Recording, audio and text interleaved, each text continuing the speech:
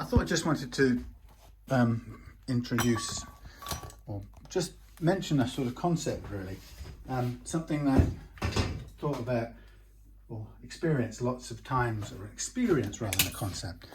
So putting together a sort of partscaster from what really is a couple of sort of cheap components, and so it begins with lots of challenges because none of the parts really were meant to be together. So there's a whole set of fights to overcome, you know, the functionality that customer wants, followed by the parts that never intended to go together, and so on and so on. So you end up shimming things, shortening things, overcutting things, undercutting things, moving things, cutting new holes, shaping completely different shaped scratch plates to cover over things, and so on and so on and so forth. But that's not really what this is about, because that's sort of par for the course for every difficult parts caster, and they all are difficult. But what I really find amazing is that there's a funny process that happens. So if I try to describe how it went earlier today, you know, there was a slough of despondency when I could have probably be said to be kind of thinking, oh God, why can't I just give this up? This is horrible. I don't want to do anything with this. It's not savable. It's just a pile of horrible bits that don't deserve to be together, and so on and so forth. And then there's fighting. And then there's kind of, it's like, imagine you built something and it was all shaky and wobbly and horrible and scary. And then you said, don't panic, and you just walked around a little bit by bit, and you tightened that, and you tightened that. I know I look like Sleepy Joe, but anyway, you know, I'm much more of a Biden fan than I am a Trump fan, put it that way. Sorry to bring politics into it. Anyway, the point is, you kind of walk around and you tighten a little bit here, a little bit there, and as you tighten in this imaginary outside deck structure, what happens is the thing stiffens up in some sort of way, and then you sort of get it together, and you sort of finally, you've got, okay, I've got the shimming amount right now. This has finally got it right. I can get these within the right range, and so they're sort of at the right height now. And then I go and attack this horrible plastic nut, which in fact tells me, which something I've forgotten because this wasn't something I bought, but it reveals to me that this was in fact meant to be a left-handed neck played right-handed, if you know. Actually, it was just a left-handed neck, but somebody put a left-handed nut in there. Anyway, so I had to recut this horrible plastic nut, which isn't going to stay there, but it's enough for today to bring this end down in cahoots with this end. And now suddenly I've got a flat neck, the action right here, the action right there, even though it's plastic and frothy plastic, foamy stuff, horrible. But suddenly, it's gone from being a vile, horrible thing, and of course I had to kind of line up some through holes, which are never easy to do, especially when your pillar drill doesn't reach this place. So a lot of it has to be measured out and handheld, and it isn't perfect because it just never is unless you had a big steel block that you could drill through for every spacing, which I don't. So this is marked up and measured and so on, but it goes through and it picks up everything, and it's fine and it plays. But suddenly I take this thing that I've honestly spent most of this evening not liking at all.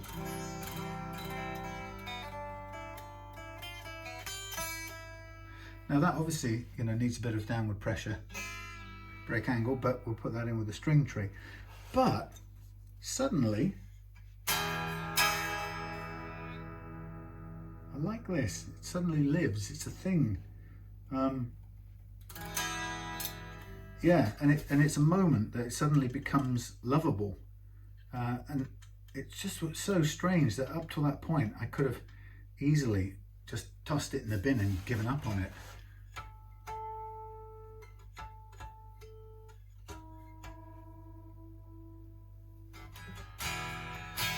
And it's sort of funny because I've done a lot of the painful stuff first, like finishing it with, I mean, it was a horrible kit thing. It had an MDF at the top quarter of an inch was MDF, and then some veneer when that was sort of trying to fall apart every time I put some lightweight tape on it.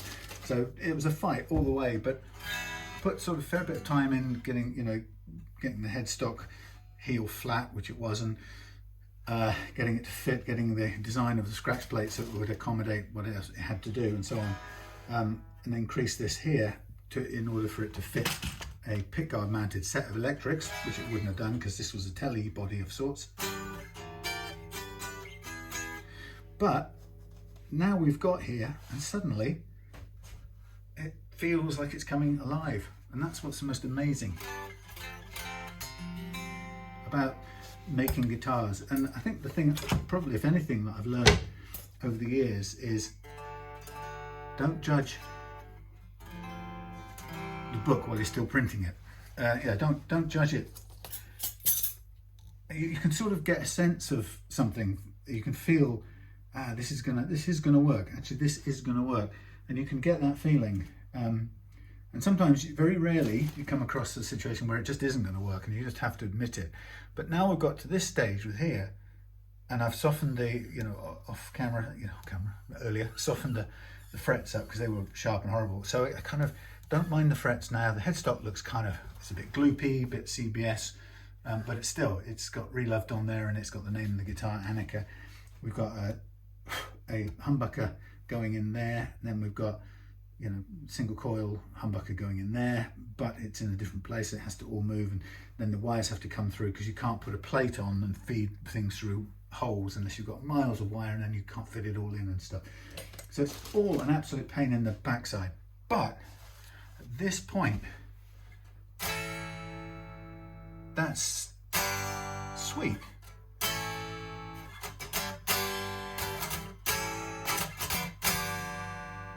You can tell.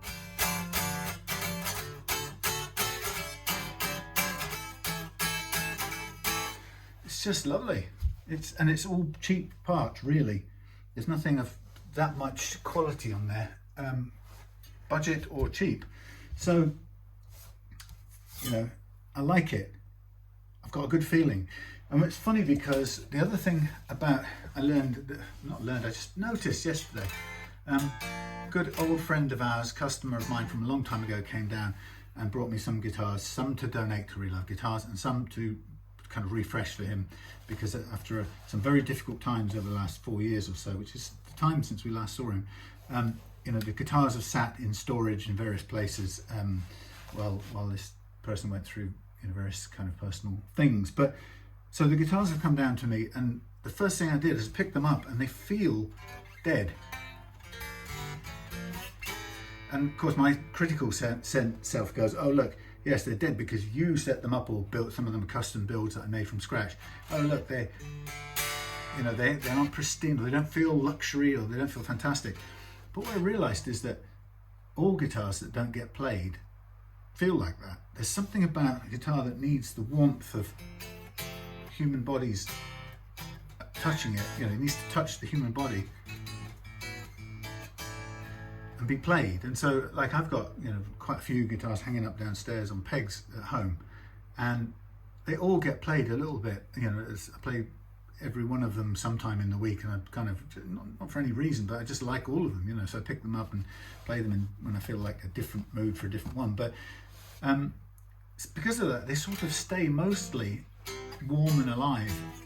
And there's something about, if you leave them too long in a place, they just sit, and they, we were saying yesterday, it was a bit like a car engine. You can't leave a car engine without running it, and you can't leave a guitar without playing it, because it loses the spark of warmth that's in it. And it can last overnight hanging on a peg in your home, or a week. But 6 months, a year in a garage or an attic or a spare room, it doesn't work. And it's really hard it's not even possible to say what I'm talking about scientifically. It's just a feeling, but I felt it as soon as I picked it up. So for me, this guitar now has got the opposite. It's like the spark of life has come into this today. And of course, yes, it's the first time it's had strings on. So now suddenly I really like it. It's a big wide, see, this is what it feels like. It feels like a big wide fingerboard. But is it really a big wide fingerboard? I don't know, but it feels it. What have we got? It's 42.3. It's not even that wide, but it feels big and wide.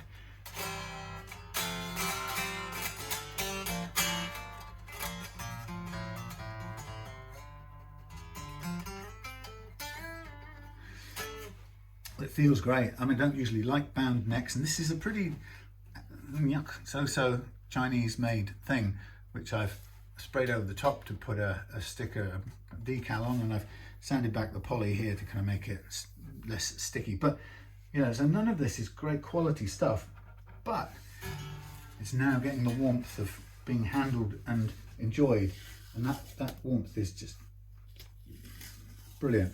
I really like that. So that's what I just wanted to say, really. No other reason than expect to not like what you've made, almost, because it hasn't come to life yet.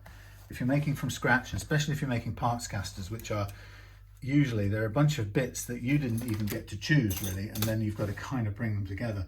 And it doesn't happen until a certain point, and sometimes it doesn't happen at all, and you have to accept that. You've got to know when it doesn't, and accept defeat. But you'll get to know, if you do this more often, you'll also get to know when it's starting to come to life, and when you've spent some time with it, you can feel the warmth in it and how much you like it. And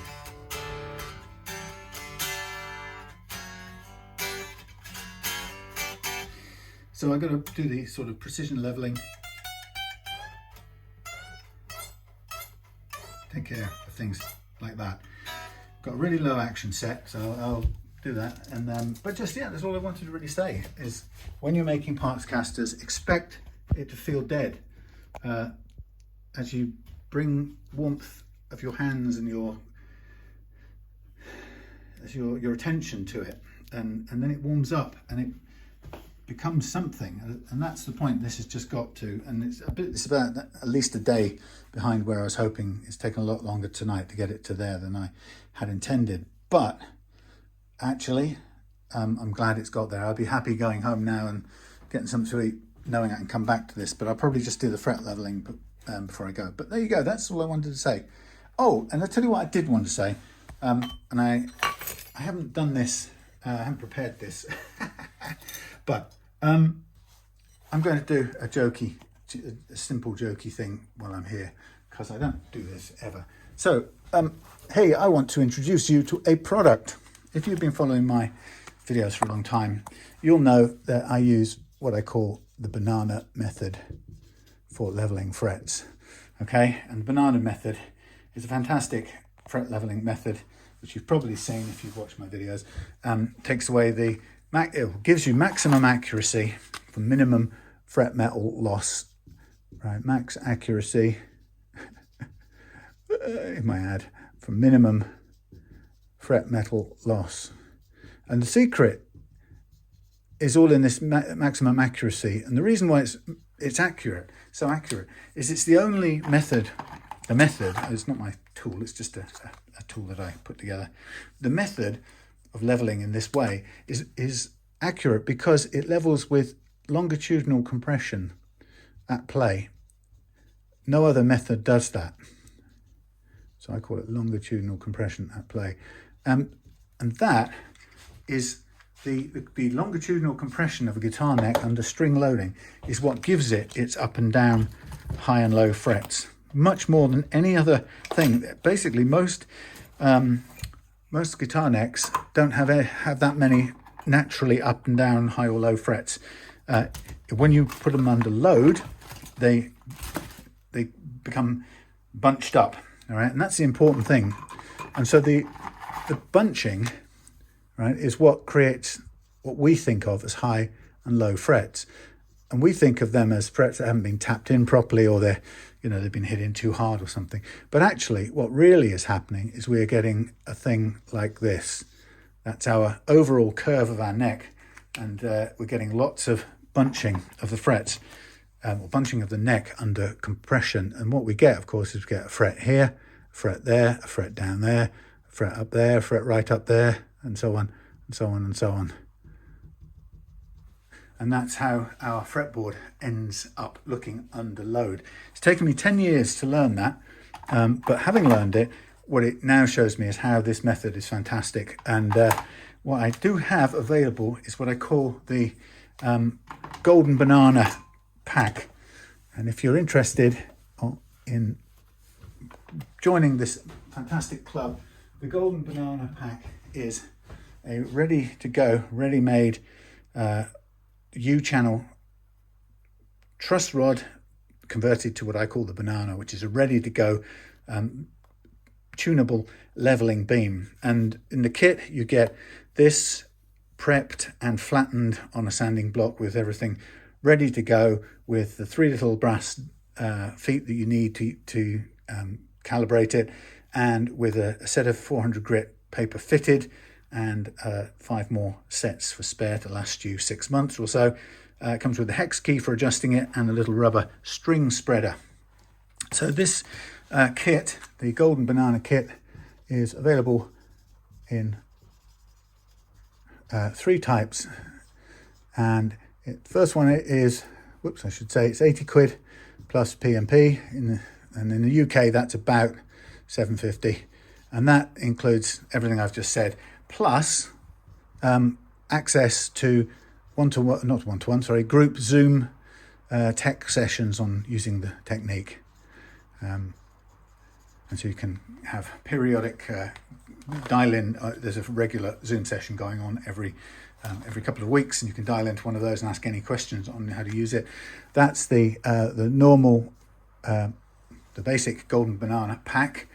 Then there's the plus, which is all of the above, plus both my ebooks, one of which tells you how to make and use the lower quality or a simpler version of the banana tool, but it gives you tons of stuff on the whole of my guitar setup that you can use to learn and perfect your setups.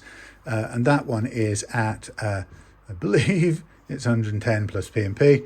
And then there's a plus pack, which I've forgotten the price of now because I didn't check it. I think it's 135. That's, I'm thinking, but you have to check with me to see.